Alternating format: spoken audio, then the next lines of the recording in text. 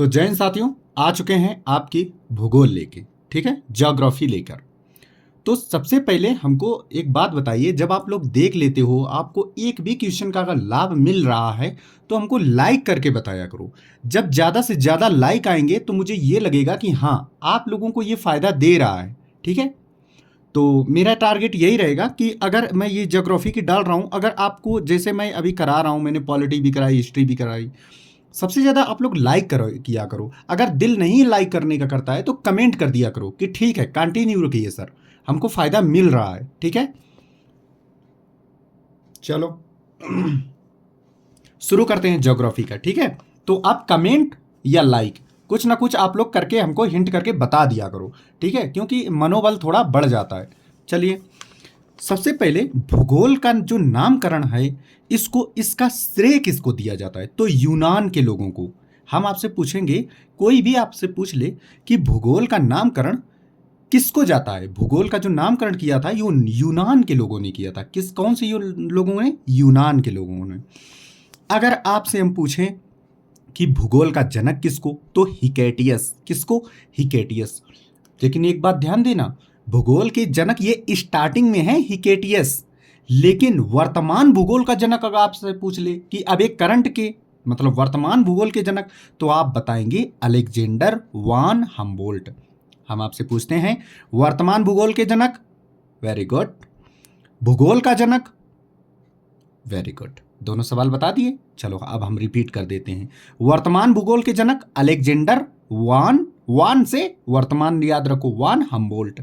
और भूगोल के जनक अगर पूछे तो हिकेटियस। याद हो गए? चलो अगला देखो। आपसे पूछा है, कोई पूछे कि ब्रह्मांड क्या है, हम ही पूछ रहे हैं कि ब्रह्मांड क्या है, तो आप फीलिंग अपनी बयां नहीं कर पाएंगे। लेकिन अब आपको क्या कहना है कि ब्रह्मांड सूक्ष्मतम अणुओं से लेकर विशाल आकाश गंगाओं से मिलकर बने प्रोडक्ट को ब्रह्मांड कहते हैं, ठीक है। ऐसे ही आप बता देना, चल जाएगा, ठीक है, चलेगा नहीं दौड़ेगा। चलो, ब्रह्मांड का निर्माण कैसे हुआ है, तो इंग्लिश वाले बताएंगे बिग बैंग थ्योरी से। इसकी मूवी भी आई है, बिग बैंग थ्योरी। और हिंदी वाले बताएंगे महाविस्फोटक सिद्धांत से। ब्रह्मांड का निर्माण किससे हुआ है? महाविस्फोटक सिद्धांत से, ठीक है, ठीक है। ब्रह्मांड का व्यास, डायमीटर कितना है? व्यास अगर पूछे ब्रह्मांड का तो कितना है? हाँ, नहीं पता है, तो 10 की पावर 8 प्रकाश वर्ष। कितना है? 10 की पावर 8 प्रकाश वर्ष, ठीक है। ब्रह्मांड कितने मंदाकिनी से बना है? तो आप बताएंगे 100 अरब मंदाकिनी, लगभग 100 अरब। ब्रह्मांड में कितनी मंदाकिनी है? तो आप कहेंगे लगभग 100 अरब, ठीक है। याद हो रहे हो? अब ध्यान से सुनना, ब्रह्मांड के रहस्य को जानने के लिए जिनेवा में कब, हम पूछ रहे हैं ब्रह्मांड के रहस्य को जानने के लिए जिनेवा में पृथ्वी की सतह से ये सब जो ब्रह्मांड, ठीक है। अब इस बार सवाल सुनना, ब्रह्मांड के रहस्य को जानने के लिए कब जिनेवा में पृथ्वी के लिए कुछ निर्माण या कुछ विशेष क्रिया हुई, कब? तो आप बताएंगे 10 मार्च 2010 को कुछ एक्शन हुआ था ब्रह्मांड के रहस्य को जानने के लिए। हम आपसे इतना ही सवाल पूछेंगे कि ब्रह्मांड के रहस्य को जानने के लिए कब एक्शन किया गया था, अभी हाल ही में? तो आप बताएंगे 30 मार्च 2010 को, ठीक है। अच्छा ये बताओ, लार्ज, आप बताएंगे लार्ज बोले तो बड़ा, लार्ज हाइड्रेन कोलाइजर नामक प्रयोग कब किया गया? फिर से ध्यान से सुने सवाल, लार्ज हाइड्रन कोलाइजर नामक प्रयोग कब किया गया? तो आप बताएंगे 30 मार्च 2010 को। पृथ्वी की सतह से लगभग कितने मीटर नीचे? तो 50 से 175 मीटर नीचे यह प्रयोग किया गया था, ठीक है। चलिए अब आपसे दूसरा सवाल पूछते हैं। क्या? ये बताओ, मंदाकिनी किसको बोलते हैं? मंदाकिनी।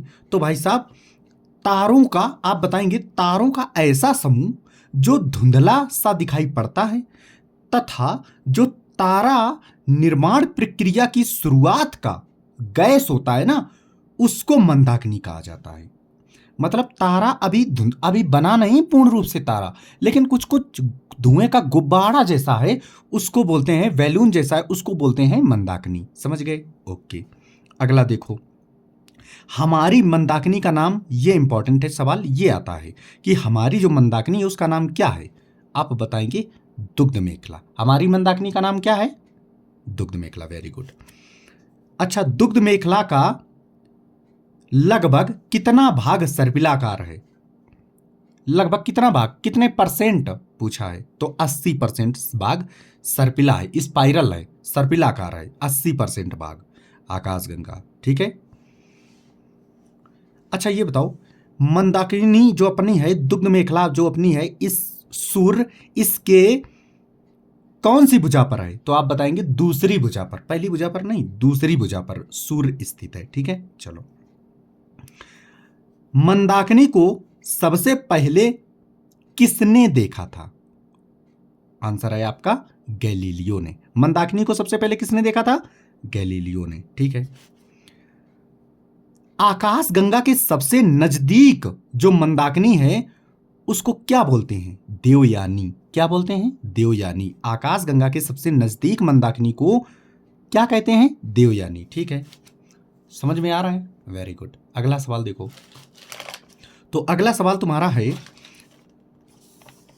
ब्रह्मांड, ध्यान से सुनना, ब्रह्मांड में पाया जाने वाला सबसे नवीनतम ज्ञात आकाशगंगा का नाम बताएं। तो आप बताएंगे सबसे नवीनतम ब्रह्मांड में पाया जाने वाला आकाशगंगा कौन है?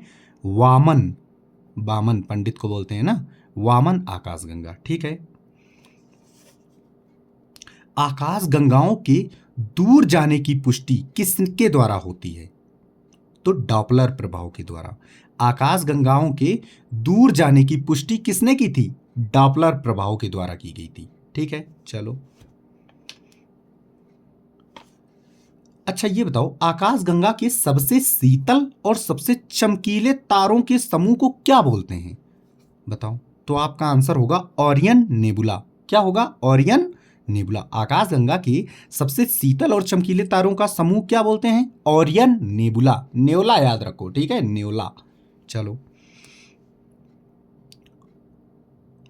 अच्छा ये बताओ, आकाशगंगा में जो स्थित निहारिका होती है, धूल और जो गैस के मेघ होते हैं उनको क्या बोलते हैं? तो निहारिका। ठीक है। आकाशगंगा में जो स्थित जो धूल और कण के बादल होते हैं उसको निहारिका बोलते हैं। ठीक है।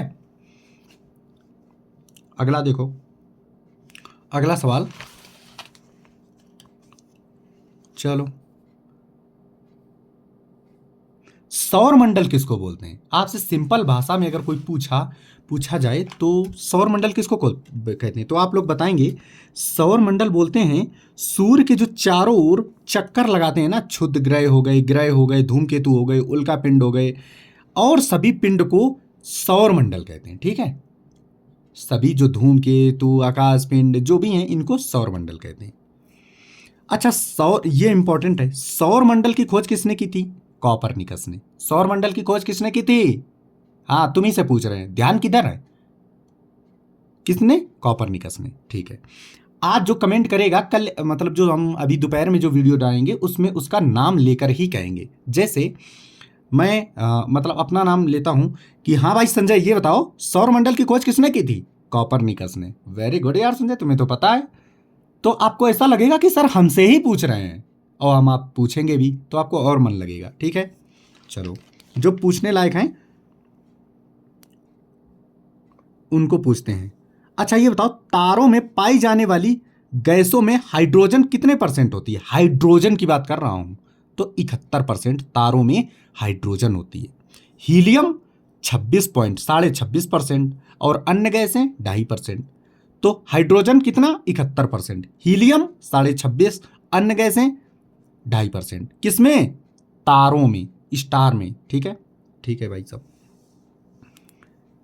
चलो, अच्छा, तारों में कौन सी क्रिया पाई जाती है? तो हाइड्रोजन व हीलियम में संलयन की प्रक्रिया पाई जाती है। और सूर्य एक तारा है, तो सूर्य के अंदर कौन सी प्रक्रिया होगी? नाभिकीय संलयन। सूर्य में कौन सी प्रक्रिया होती है? नाभिकीय संलयन। ठीक है। ब्रह्मांड का सबसे बड़ा तारा स्पाइनल ओरेगी।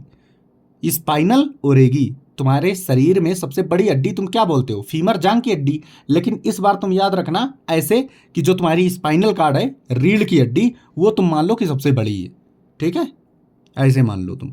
तो ब्रह्मांड के सबसे बड़ा तारा कौन है? स्पाइनल ओरेगी। चलो, ब्रह्मांड में विस्फोटी तारा कौन सा है? अभिनव तारा। अभिनय सर हमेशा विस्फोट में ही रहते हैं ना, मतलब फोड़ने के चक्कर में रहते हैं। तो स्पाइनल ओरेगी। ब्रह्मांड का सबसे जो विस्फोटी तारा है कौन है? अभिनव तारा। ठीक है। अच्छा, ये बताओ किसी तारे की जीवन अवधि किस पर निर्भर करती है? तो उसके आकार पर। ठीक है, किसी तारे की जीवन अवधि किस पर निर्भर करती है? उसके आकार पर। समझ गए? चलो, पृथ्वी का सबसे निकटतम तारा कौन है? हमने कहा था अभी सूर्य है। पृथ्वी का सबसे निकटतम तारा, कुछ लोग ध्रुव तारा बता देंगे, लेकिन आप क्या बताना? हाँ, तुम ही से पूछ रहे हैं, सूर्य। ठीक है, सूर्य एक तारा है। सर मुझे तो आज पता चला कि सूर्य एक तारा है।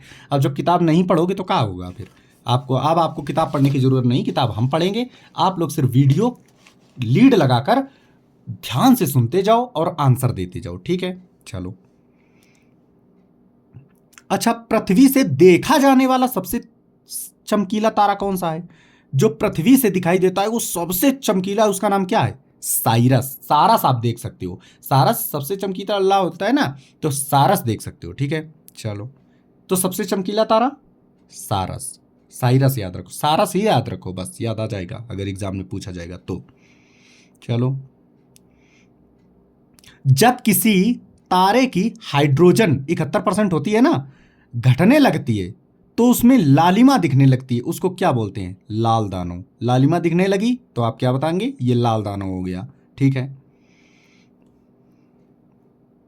अच्छा बताओ, जिन तारों का प्रकाश सूर्य के प्रकाश से कम होता है उसको क्या बोलते हैं? वामन तारा। जिसका प्रकाश सूर्य से कम हो गया, समझ जाओ ये वामन हो गया भाई साहब, पंडित हो गया अभी ये। ठीक है, चलो।